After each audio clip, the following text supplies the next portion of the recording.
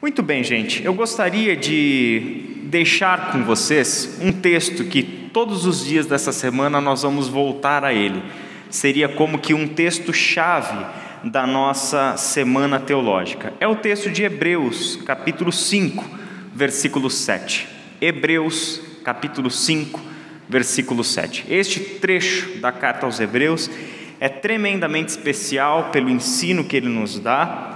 E a gente vai olhar para algumas coisas. Primeiramente este versículo, mas depois nós vamos olhar para alguns trechos também deste capítulo 5 da carta aos Hebreus, em que nós lemos o seguinte: enquanto Jesus esteve na terra, ofereceu orações e súplicas em alta voz e com lágrimas àquele que podia salvá-lo da morte, e suas orações foram ouvidas por causa de sua profunda devoção.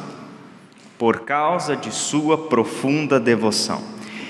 Esse é um texto que já nos diz algumas coisas. Primeiramente, ele mostra que Jesus tem uma vida devocional tremendamente ativa.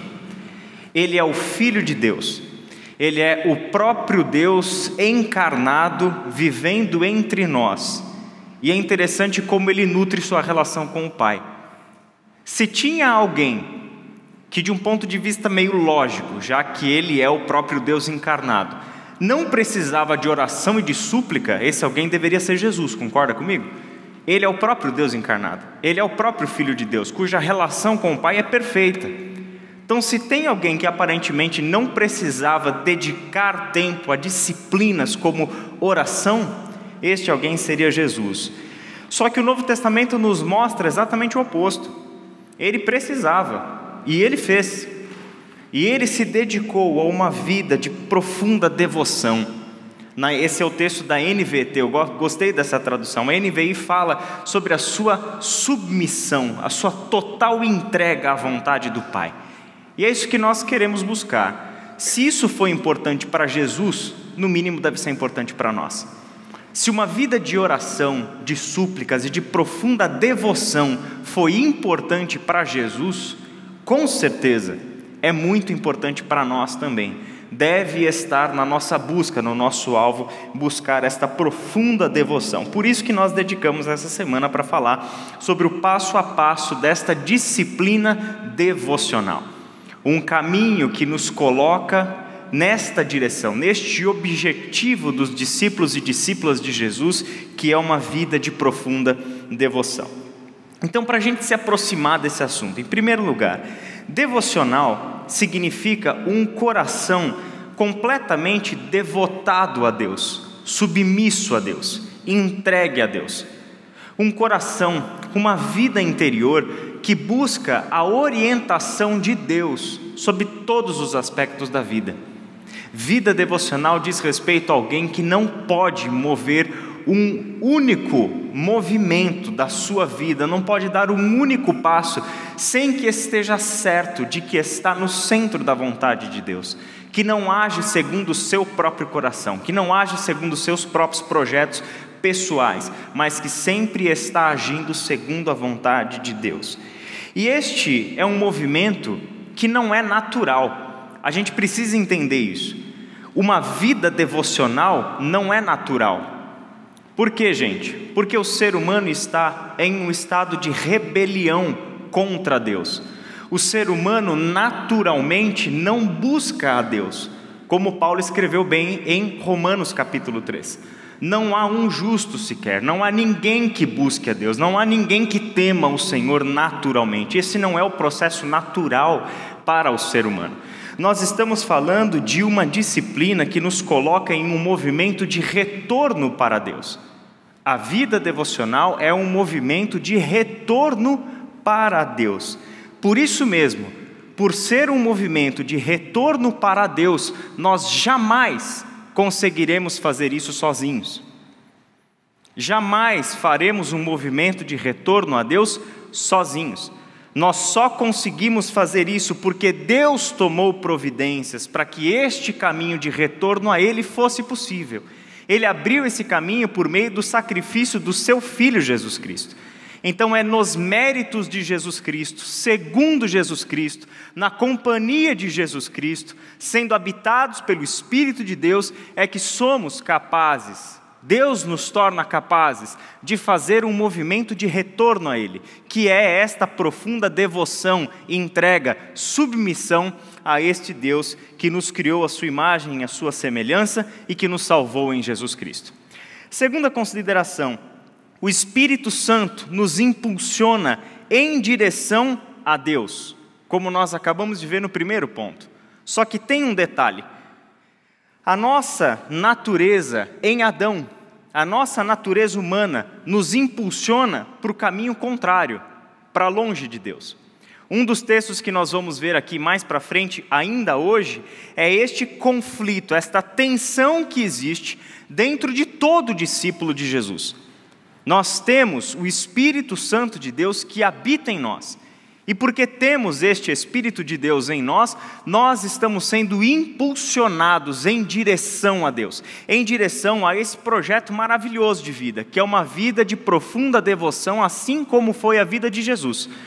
E é isso que o Espírito Santo está trabalhando no coração de cada um de nós para que aconteça. Estamos sendo impulsionados em direção a Deus. É este poder, esta energia, esta força que vem do próprio Deus que está atuando dentro de nós. Mas o Espírito Santo de Deus encontra uma resistência dentro de todos nós, que é a nossa natureza carnal.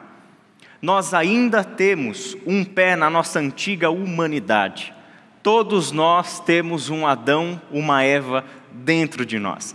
Isso significa que, naturalmente, pela nossa própria natureza humana, nós estamos, em parte, em oposição a este movimento do Espírito que nos impulsiona para Deus. Temos uma natureza humana que nos impulsiona para o outro lado, para longe de Deus, para distante de Deus.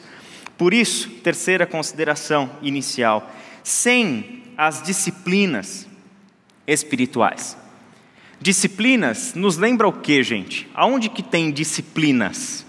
Escola, certo? A escola na qual nós entramos é a escola do Espírito Santo de Deus. E aí precisamos aprender com o Espírito como é que nós vamos para esta vida e como é que nós chegamos a este alvo de uma vida de profunda devoção, assim como foi a vida de Jesus. Então, quando a gente chega na escola do Espírito, como é com todos nós, para alguns essa é uma imagem tenebrosa, né? Eu adoro essa imagem porque eu adoro escola. Então, eu amo a imagem da escola, eu amo essa analogia. O André não vai gostar tanto dessa imagem, o Renan muito menos. Escola não é uma coisa lá tão legal assim. A Dani é do meu time, ela adora essa imagem de escola.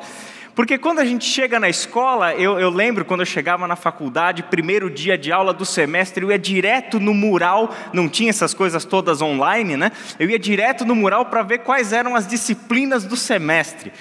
E eu adorava aquilo, já fazia os meus planos, a minha agenda, as disciplinas que eu ia estudar por 6 meses, quais eram as disciplinas, quem eram os professores, se era disciplina de continuação de disciplina que eu vi no semestre anterior, se era disciplina que ia ter continuação no semestre seguinte, eu adorava isso.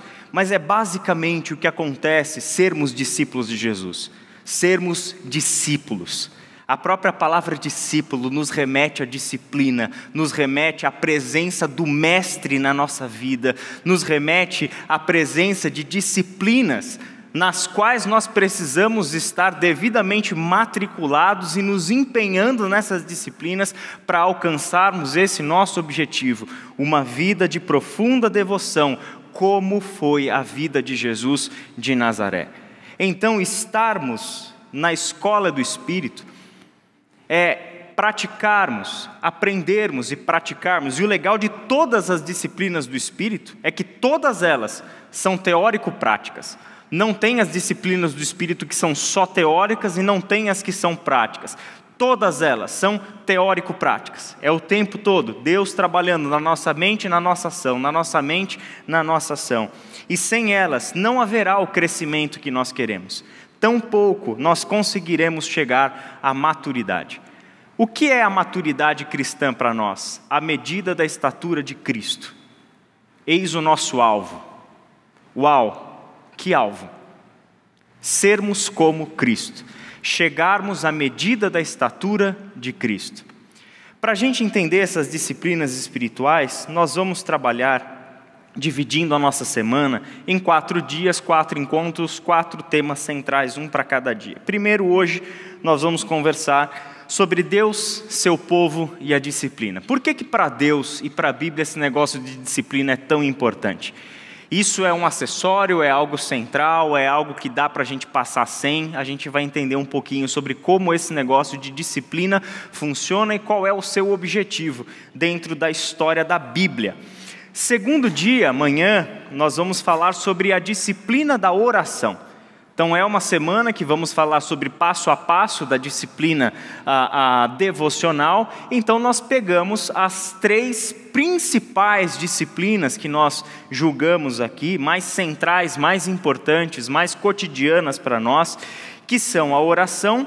No terceiro dia, a leitura juntamente com o estudo, e no 4º dia, para fecharmos, a comunhão. Ao longo dessa semana, o nosso foco será nestas 3 disciplinas principais, mas na medida em que formos olhando para elas, vamos vendo como outras disciplinas espirituais podem aí nos dando um ambiente maior em que a oração se torna possível, em que a leitura se torna possível, o que acontece na disciplina da comunhão. Então veremos outras disciplinas presentes ali, mas de todas as disciplinas espirituais que a tradição cristã tem descoberto nas Escrituras e praticado, estas são as que chegaram aqui no foco da nossa semana teológica.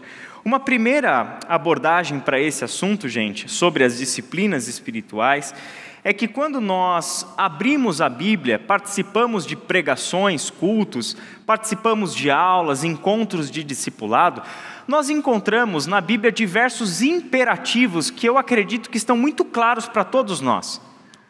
Exemplos de imperativos que estão muito claros para nós, com relação ao propósito de Deus para a vida de todo o seu povo. Não apenas de um ou outro, mas de todo o seu povo. Sejam santos, como eu sou santo. Você já leu esse imperativo?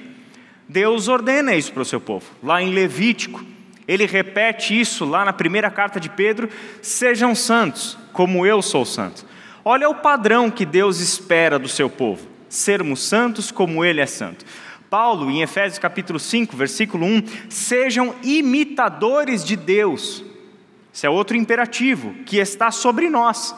É mandamento do Senhor que foi dado para a gente. Então, sejam santos como eu sou santo. Sejam imitadores de Deus. Jesus falou lá no Evangelho de João para os seus discípulos que eles deveriam amar uns aos outros como ele os amou. Esse é um outro imperativo que está sobre nós, e esse é muito forte, o imperativo do amor. Toda a ética cristã se resume no amor ao próximo como fomos amados por Cristo. Esse é um outro imperativo que está ali, dentre tantos outros que a gente poderia citar. Mas é interessante quais são as reações que a gente ouve das pessoas quando nós estamos num contexto de aula, ou quando nós estamos ao redor da mesa em um trabalho de discipulado. Qual é a reação normal dessas pessoas? Mas isso é muito desafiador. Mas isso é difícil demais. Mas eu não consigo. Eu já tentei. Esse negócio de amor ao próximo é só para Jesus, porque ele era perfeito. E isso para mim não dá, não tem jeito. A gente vê as pessoas desistindo destes imperativos antes mesmo de abordarem eles de uma forma prática nas suas próprias vidas. E entenderem eles a partir do que a Bíblia nos ensina sobre cada um desses imperativos, e não fazemos a pergunta do como é possível ser santo como Deus é santo. Essa é a pergunta central. Antes de nós desistirmos do desafio, porque eu concordo com as pessoas que falam que é um grande desafio, e é um tremendo de um desafio, a gente precisa fazer a pergunta do como. Sejam santos como eu sou santo. Beleza, como? Como que a gente faz isso? Como que a gente chega lá? É a pergunta pela prática. É a pergunta por um caminho que seja igualmente bíblico, que me leve a este propósito. Amem como Cristo os amou. Como que eu faço isso? Sabe por que a gente reage dizendo que é difícil demais e eu não consigo? Porque a gente olha para o mandamento, olha para a nossa vida e para a nossa história, ou seja, o que eu vivi de hoje para trás, e chegamos à conclusão: eu não tenho capacidade para isso, eu não tenho poder para isso. Eu já tentei inúmeras vezes, mas inúmeras situações, inúmeras tentativas, eu falhei, não dá. Pois é, a gente precisa de uma outra abordagem. Como eu disse, a jornada de uma vida de profunda devoção não acontece sem o Espírito Santo de Deus. Nós precisamos deste como. Pois bem, na tradição cristã, as disciplinas espirituais são o como. Como ser santo como Ele é santo? Como sermos imitadores de Deus? Como amar como Cristo nos amou? A resposta que a tradição cristã encontra na Bíblia é disciplinas espirituais. Disciplinas espirituais. E na medida que nós nos exercitamos nas disciplinas espirituais, vai acontecendo algo muito interessante. Sabe o que é? A gente descobre que dá certo. A gente descobre que elas funcionam. A gente descobre que 2000 anos de tradição cristã por trás da gente estão certas. Todas essas pessoas, homens e mulheres de tantos e tantos lugares diferentes que se dedicaram às disciplinas espirituais, é que pavimentam este caminho que é tremendamente bíblico, sólido, confiável, para que a gente caminhe por ele. Nós não criamos isso, não inventamos isso, não queremos inventar a roda com isso. Queremos olhar para aquilo que era o básico e fundamental da vida de fé desses gigantes, homens e mulheres do passado, que trilharam o caminho da disciplina devocional e chegaram ao seu objetivo. E a vida dessa gente nos inspira profundamente. Esses dias eu estava lendo uma postagem do Ziel Machado no Instagram, quando ele contava sobre o desejo dele de ser uma pessoa dedicada à obra do ministério. Ele chegou para o pai dele, falou sobre isso, e ali ele conta naquela história que foi um livro que ele tinha lido com 9 anos de idade, se não me falha a memória, que era Heróis da Fé, do Orlando Boyer. E ali eu fiquei arrepiado quando li aquelas palavras. Por quê? Porque foi exatamente o mesmo livro usado por Deus na minha vida, que me levou para uma vida do ministério, e hoje eu estou aqui. Com 15 anos de idade, com 14, 15 anos de idade aconteceu isso na minha vida. E o que este livro tem de especial? Nos conta a história de homens e mulheres que trilharam o caminho de uma profunda devoção. Trilharam o caminho para chegar aonde nós estamos querendo chegar. Por isso, quando nós entramos para esse assunto, nós não vamos para ele sozinhos. Nós vamos para ele com uma grande nuvem de testemunhas ao nosso redor e por trás da gente. Nós vamos com 2000 anos de história de tradição espiritual cristã, baseada na Bíblia, que nos fornece um caminho tremendamente seguro, pelo qual nós deveremos seguir. Então, com isso, gente, vamos olhar para primeira parte deste nosso assunto, dividir em 2 partes, e a gente vai conversar um pouquinho sobre como que Deus caminha com o seu povo ao longo da Bíblia. Como é que a gente entende essa história de Deus formar um povo, vocacionar um povo, disciplinar um povo?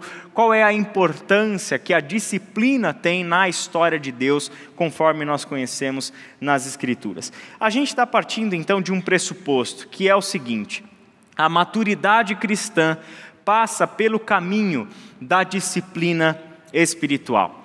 A maturidade cristã passa pelo caminho da disciplina espiritual.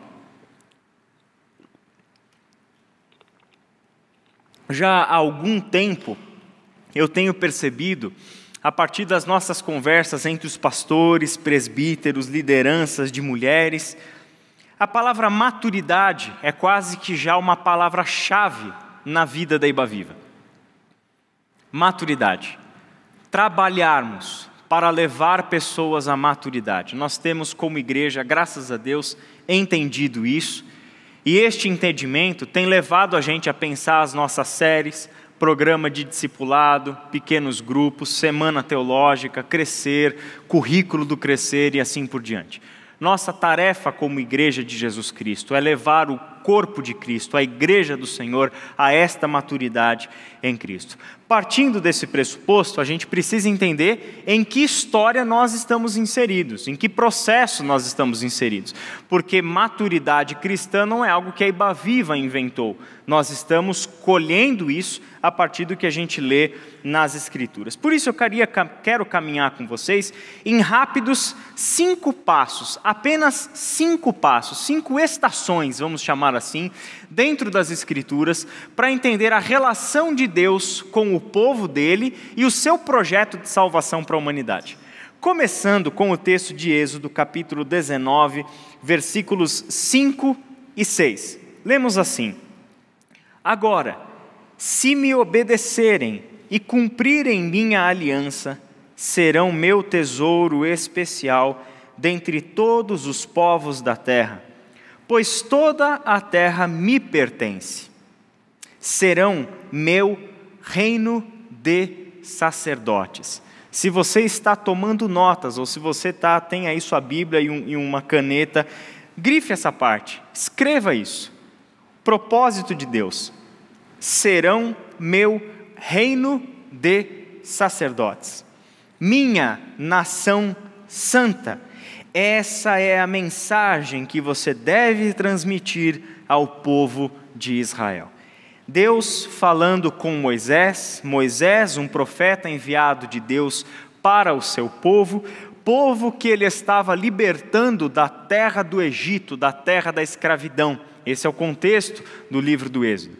Neste cenário, Deus estava cumprindo as suas promessas feitas aos antepassados, Abraão, Isaque, Jacó. Deus estava chamando o seu povo de dentro da terra do Egito, 400 anos passados, desde a entrada do povo com a família de José lá no Egito, e agora chegou o momento de Deus resgatar o seu povo da terra da escravidão, conduzi-los à terra da promessa, a terra que mana leite e mel. Nesta trajetória, Deus daria para o seu povo a sua lei e formaria um povo de acordo com a sua vontade. E todo este projeto de Deus para este povo que nós conhecemos como o povo bíblico de Israel está baseado em uma vocação, um desígnio, um propósito que Deus tem para este povo. E aqui neste texto, este propósito é expresso com essas palavras: vocês serão o meu reino de sacerdotes, a minha nação santa. O sacerdote, na cultura antiga, e isso vale também para o povo bíblico de Israel, tem a função intermediadora. O sacerdote é aquele que vai intermediar o povo e Deus. Ele é aquele que se coloca entre o povo e Deus, levando a Deus as questões do povo, oferecendo o sacrifício para o perdão dos pecados do povo, oferecendo as suas ofertas e etc. para a purificação do povo e assim por diante. Logo, todo este processo da santidade do povo de Deus, esse processo da devoção desse povo para com o seu Deus, passa pela intermediação sacerdotal. E aí o propósito de Deus para a nação é escolher para si uma nação a qual ele vocaciona para ser uma nação sacerdotal entre as outras nações. Eu chamo vocês para ser o meu reino de sacerdotes, a minha nação santa entre as outras nações. Apenas precisamos recordar que aqui Deus está cumprindo uma promessa. Deus está trazendo à realidade o seu plano, e este plano está sempre baseado na promessa que um dia ele fez a Abraão em Gênesis 12. Por meio de ti e da sua descendência, eu vou abençoar todas as famílias da terra. E esta é a promessa que sustenta toda a narrativa bíblica. Por meio de você e da sua descendência, eu vou abençoar todas as famílias da terra. Todos os povos serão alcançados por meio do que eu vou fazer, por meio de você e da sua descendência. Esta primeira estação na qual nós paramos aqui, diz respeito a este Deus formando este povo, esta nação de sacerdotes, descendentes de Abraão, por meio de quem Deus haveria de cumprir um plano que era maior. Não acabava com o povo de Israel, mas um plano muito maior que se cumpria nessas etapas. A segunda estação, aonde a gente para, é Deus formando o seu povo. Já que Ele vocacionou, deu um propósito para este povo, quando a gente olha para o povo, a gente tem aquela sensação que a gente tem da nossa própria vida diante dos mandamentos e dos propósitos do Senhor. Nós não estamos preparados. Eu estou vocacionado por Deus para fazer parte de um reino de sacerdotes. Deus me chama para ser santo como Ele é santo, amar como Jesus amou. Eu não estou pronto. Mas Deus sabe disso. Deus sempre soube. É por isso que esses que Ele vocaciona, chama para si e lhes dá um objetivo, agora o que esse Deus vai fazer? Pegar essa gente e formar essa gente. Preparar essa gente. Equipar esse pessoal. Trabalhar no coração, na mente, vai levá-los para a sua escola. E aí esse texto de Deuteronômio 8:5 diz o seguinte: pensem nisso, assim como o pai disciplina o filho, assim também o Senhor, seu Deus, disciplina vocês, para o seu próprio bem. O contexto de Deuteronômio 8, se você ler desde o versículo 1, é Deus dizendo para o povo o que aconteceu no deserto. O que aconteceu nesses 40 anos no deserto? E aí a gente vai descobrir o seguinte: Deus está dizendo lá para o povo que Ele os conduziu pelo deserto. E Deus tinha um propósito ao levá-los para o deserto: humilhá-los e pô-los à prova. Mas que pesado isso! Deus nos levou para o deserto para nos humilhar e nos pôr à prova. Humilhar mais a gente era um bando de escravo. Quer gente mais humilhada do que escravo, e você vai levar a gente para o deserto para humilhar a gente, colocar a gente à prova? É isso mesmo que o texto diz. E aí esse Deus vai conduzir esse povo pelo deserto, colocando-os à prova, para saber se eles obedeceriam ou não obedeceriam aos seus mandamentos.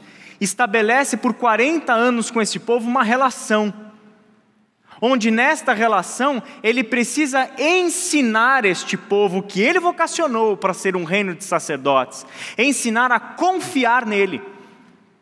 Vocês são um bando de escravos e até hoje vocês estiveram a serviço de um faraó, que na cultura do Egito é um semideus ou uma própria divindade, e este faraó não era confiável. Tanto que a história do Êxodo começa com o faraó ordenando a morte dos recém-nascidos por medo do crescimento do povo hebreu. É isso que vocês aprenderam, a referência de autoridade que vocês têm é essa. Só que agora vocês são o meu povo, vocês não são mais o povo do faraó. Vocês não estão mais debaixo dos capatazes do faraó. Agora vocês são o meu povo. E o meu povo precisa aprender a ter viver sob um outro referencial de autoridade, viver sob um outro referencial de liderança, viver sobre um outro referencial de quem os conduz para ser o povo que vocês são chamados para ser. Vocês vão precisar aprender a confiar em mim. E aí o texto continua dizendo o seguinte: só lembra do seguinte durante esse tempo que vocês atravessaram o deserto: tempo difícil, de muita prova, tempo de escassez, tempo duro, de sofrimento, de inseguranças, de incertezas.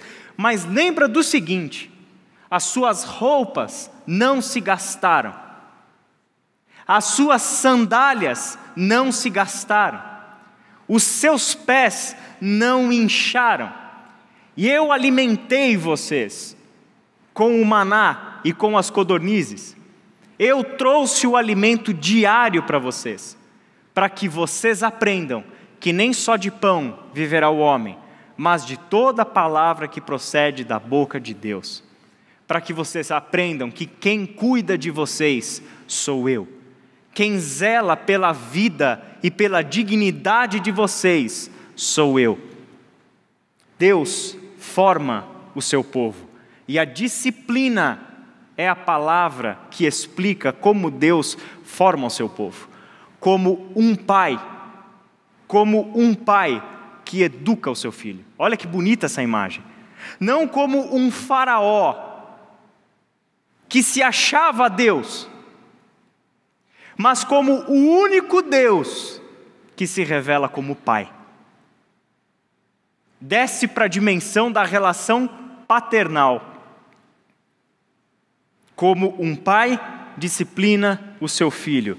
Eu disciplino vocês. O problema é que aos nossos ouvidos a palavra disciplina tem sempre um sentido negativo de punição. Não é verdade? A palavra disciplina na maior parte dos casos, ou para a maior parte das pessoas, tem muito a ver com este peso da punição, do castigo e assim por diante. É uma palavra que nunca tem conotações muito boas, né? A não ser para quem é exercitado na disciplina. Para quem conhece a disciplina e os seus benefícios para a vida, em todas as áreas. A disciplina para a nossa saúde física, para a nossa saúde emocional, para a nossa saúde espiritual, para a nossa saúde relacional. Quando somos experimentados na disciplina, aí é que essa palavra ganha uma outra conotação para nós. Mas disciplina na Bíblia não tem a ver somente com punição, com castigo e tudo mais, com correção. Disciplina tem um aspecto formativo. E a gente vai falar sobre isso hoje também na nossa segunda metade. Quando a gente lê sobre disciplina na Bíblia, nós estamos falando de disciplina corretiva e de disciplina formativa. E a gente vai precisar considerar isso, se a gente quer viver essa vida em disciplina. A terceira estação aonde a gente para, já chegando no Novo Testamento, é enxergando a salvação de Deus para o seu povo. Hebreus capítulo 5, versículos 8 e 9, os dois versículos que seguem aquele nosso versículo que é o texto-chave da nossa semana teológica. Diz o seguinte, falando sobre Jesus: embora fosse filho, aprendeu a obediência por meio de seu sofrimento. Com isso, foi capacitado para ser o sumo sacerdote perfeito e tornou-se a fonte de salvação eterna para todos que lhe obedecem. Eu amo esse texto. Eu amo esse texto. Para não falar o que o nosso pastor costuma dizer, que Deus! Que Deus! Olha o que esse texto diz para nós. Embora Jesus fosse o Filho unigênito do Pai, e é o próprio Pai, Ele é um com o Pai, Ele é Deus, encarnado, está entre nós, manifestou-se como o seu Filho, Ele está entre nós. E o que é que esse texto diz sobre o que Jesus precisou passar? Ele precisou passar pelo aprendizado. Ele, Jesus, precisou aprender. Aprender de quem, gente? Vamos pensar aqui comigo. Quem sobre a face da terra tem alguma coisa para ensinar para Jesus? Somente o Pai, concorda? Só tem um que poderia caber nessa resposta. É o único que pode lhe ensinar alguma coisa, é o Pai. E o que o seu pai o ensina e como ensina? Ele lhe ensina a obediência e o faz por meio do sofrimento. Como é difícil para nós, hoje, entendermos o papel do sofrimento na vida. Sendo nós pessoas que vivem numa cultura onde a gente rejeita qualquer tipo de sofrimento. Onde a gente não aceita passar por nenhum tipo de sofrimento. A gente aprende até com igrejas evangélicas dizendo, se você estiver sofrendo, amarra porque é de Satanás. Repreende porque é de Satanás. Se você está sofrendo é porque você está em pecado. Mas Jesus nunca pecou e passou pelo sofrimento. Suas orações foram ouvidas. Lembra que a gente leu no texto-chave? Suas orações foram ouvidas. E mesmo assim ele foi para a cruz, tendo as suas orações ouvidas. Então a oração de Jesus não é para que Deus tirasse o sofrimento fora da vida dele. É para que ele tivesse força necessária para passar pelo sofrimento, confiante de que o Pai estava com ele.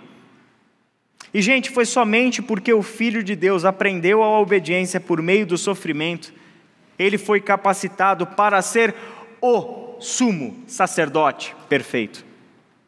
E se você está aqui hoje, é porque o Filho de Deus aprendeu a obediência por meio do sofrimento. É porque o Filho de Deus passou pela escola do Pai. E uma coisa que eu já disse várias vezes para vocês: o Deus da Bíblia nos trata e nos forma como seus filhos. E este Pai não cria filhos mimados. Este Pai não cria filhos mimados. Ele não hesita em nos conduzir pelo caminho do sofrimento. A única coisa que a gente precisa saber é que Ele vai com a gente. É que Ele vai com a gente. A gente passa pelo sofrimento, qualquer que seja a origem deste sofrimento, mas lembre-se que da nossa perspectiva, enquanto discípulos de Jesus, o sofrimento pode ser, dependendo da maneira como nós lidamos com ele, um caminho de aperfeiçoamento da vontade de Deus na nossa vida. Por meio do sofrimento, Deus trabalha no nosso coração, se nós aprendermos a passar pelo sofrimento, a passarmos pelo caminho das dores. A quarta estação onde nós chegamos, após a salvação que Deus proporcionou para esse seu povo em Cristo Jesus, que é o sumo sacerdote perfeito, foi o que nós encontramos em Romanos capítulo 8, versículo 29. Agora, este povo formado a partir de Jesus, liberto do pecado e da morte em Jesus Cristo, agora este povo recebe de Deus um propósito. Que propósito é esse? Pois Deus conheceu de antemão os seus e os predestinou para se tornarem semelhantes à imagem de seu Filho, a fim de que ele fosse o primeiro entre muitos irmãos. Olha que interessante. Lá no Antigo Testamento, nós vimos que Deus vocaciona o seu povo para ser uma nação de sacerdotes. No Novo Testamento, texto de Hebreus que a gente acabou de ler, 5, 8 e 9, Jesus se torna o sumo sacerdote, por meio de quem Deus salva todo aquele que nele crer. E todo aquele que crê em Jesus se torna o quê? Povo de Deus. Nos tornamos família de Deus. Ele é o nosso sumo sacerdote. Amém? Está claro isso? Percebe como a palavra sacerdote está sendo central nessa história que a gente está vendo. Certo? Um povo de sacerdotes, remido por um sumo sacerdote, Jesus de Nazaré, o Filho de Deus, que aprendeu a obediência por meio do sofrimento e se torna a fonte de salvação eterna para todos aqueles que nele creem. Agora, este povo comprado por Jesus, este povo que agora vive por meio da obra de Jesus de Nazaré, recebe um propósito de Deus: sermos conforme a imagem de Jesus. Deus, então, agora trabalha para nos modelar a imagem do seu Filho.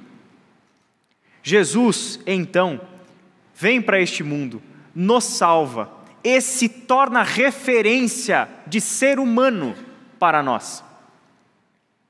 Qual é a grande marca da vida de Jesus que a gente leu no texto anterior? Obediência. Obediência. Obediência a quem? Ao Pai, ao plano do Pai. Alguém que viveu em profunda devoção ao Pai, profunda submissão ao Pai, e essa é a marca do Filho de Deus. Foi obediente, obediente até a morte e morte de cruz. Texto de Filipenses capítulo 2. Amém? Só que este grande plano chega na nossa última estação, chega na gente aqui e agora. 1 Pedro 2,9. Neste, nós enxergamos o plano completo. E esse plano completo é a perspectiva que Deus tem da sua igreja, o corpo de Cristo. Este povo que foi comprado por meio do sacrifício de Jesus Cristo e que agora lhe pertence. Vocês, porém, são povo escolhido, reino de sacerdotes, nação santa, propriedade exclusiva de Deus. Assim, vocês podem mostrar às pessoas como é admirável aquele que os chamou das trevas para a sua maravilhosa luz. Quem é a igreja de Jesus Cristo? Qual é a sua vocação? Você percebe que a vocação permanece a mesma? Aquele povo bíblico de Israel no passado foi chamado por Deus em Êxodo 19 para ser o quê? reino de sacerdotes e nação santa. E aí essa longa trajetória de Deus em se revelar, em disciplinar este povo, em formar este povo, em enviar o seu Filho, levar o seu Filho para o caminho do sofrimento, para lhe ensinar obediência. O resultado do projeto de Deus é que esse Filho obedece ao Pai, cumpre o seu propósito, morre por nós, forma um novo povo, povo que leva o nome da Trindade Santa. E este povo que nós conhecemos como igreja, corpo de Cristo, aos olhos de Deus, pela sua vocação e propósito, é o quê? Um povo escolhido, um reino de sacerdotes, nação santa e propriedade exclusiva de Deus. E este povo, agora em Cristo, no poder do Espírito, ele é capaz de mostrar às pessoas como é admirável, como é maravilhoso aquele que nos chamou do reino das trevas, nos chamou da morte para a sua maravilhosa luz. Para a gente concluir esse primeiro momento nosso, Deus vocaciona um povo, o chamado sacerdotal entre as nações. Na segunda estação, o que a gente viu? Deus forma um povo, conduz o seu povo à disciplina por meio do sofrimento. 3. Deus salva um povo. O Filho salva ao aprender por meio do sofrimento, ao aprender a obediência ao Pai e ao seu plano por meio do sofrimento. Quarta estação, Deus dá o modelo para o seu povo. Deus dá referência, propósito para o seu povo. Jesus Cristo é quem se torna a referência, o modelo, padrão e propósito para este povo de Deus.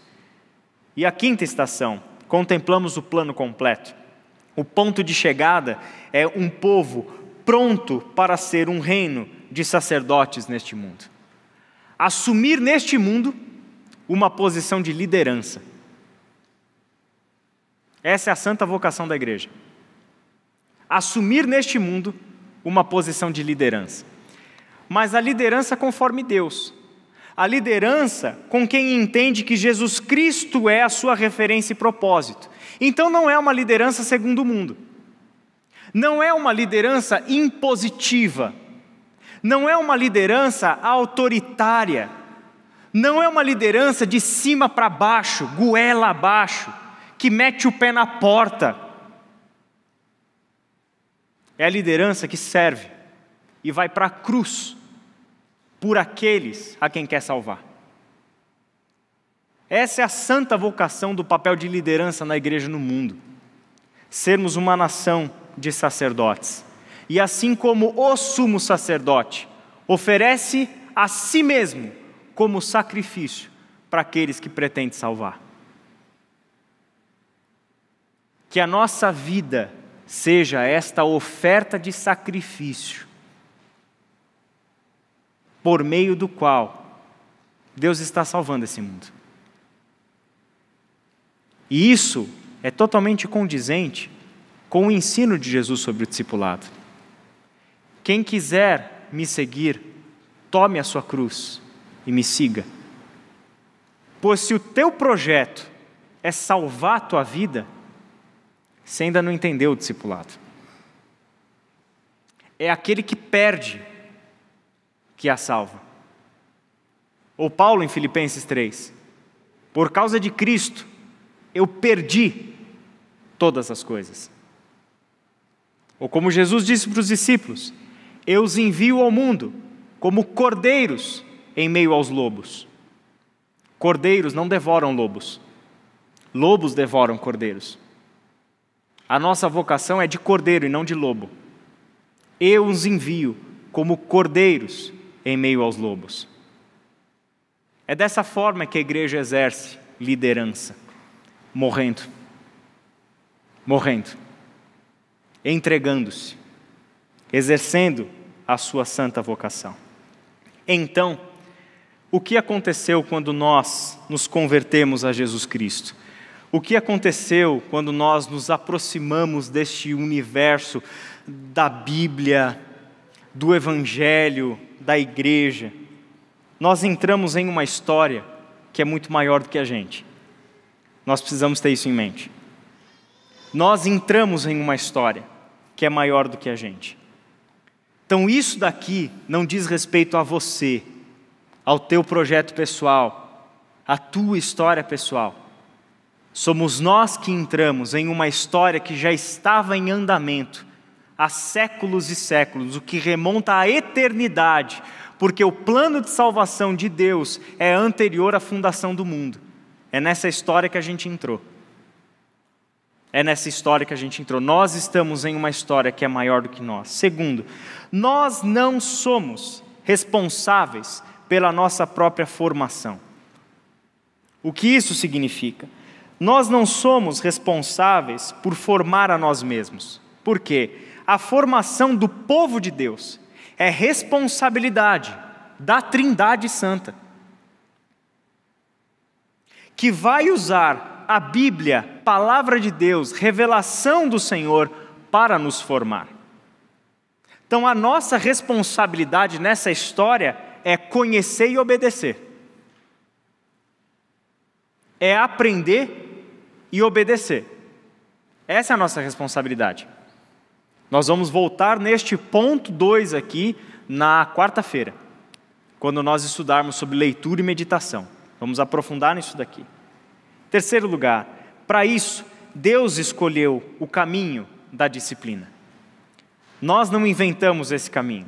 Nós não respondemos ao como da santificação. Foi Deus quem escolheu tanto o objetivo quanto o processo. O que cabe a nós é nos submetermos ao seu projeto e aí passarmos pelo caminho da disciplina, que consiste em correção e em formação. Amém? Vamos orar e encerrar esse primeiro momento. Senhor, nosso Deus e Pai, queremos Te agradecer em primeiro lugar por este plano tão maravilhoso, Pai, que chega até nós, que nos alcança no tempo e no espaço hoje aqui e nos permite enxergar a nossa vida como parte de um todo maior. E esse todo maior é a Tua maravilhosa história de salvação. Obrigado, Senhor, porque não somos meros espectadores dessa história. Não somos meros objetos de salvação dessa história, mas o Senhor nos chama para atuarmos neste grande drama de salvação da história. O Senhor nos chama para uma participação ativa neste processo em que o Senhor está fazendo novas todas as coisas. Que nós enxerguemos a nossa vida dentro desse projeto maior, em nome de Jesus. Amém.